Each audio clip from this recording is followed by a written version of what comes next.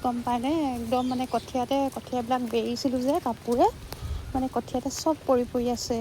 এতিয়া বোলো কাপোৰখিনি বোলো সেই অঁতৰাই লৈ আহোঁগৈ। মানুহজনো মানে খেতিলেচোন আৰু ৰাপেই নাই, এফালে পেডেলৰ কামত লাগি থাকিলে এইফালে থাকিয়ে যায়।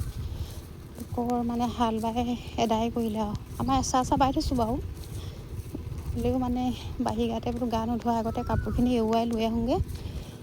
কি ক'ব, একদম মানে ঘৰখনীয়া জীৱন পাতিলে আৰু উপায় নাই।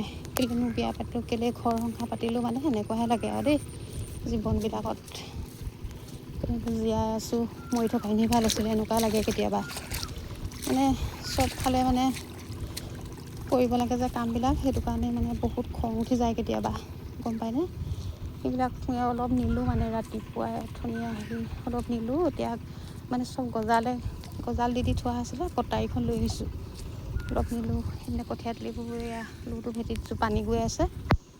এইবোৰ বৰা চকোৱা ভাগে ভাগে চব পাৰি থোৱা হৈ আছে।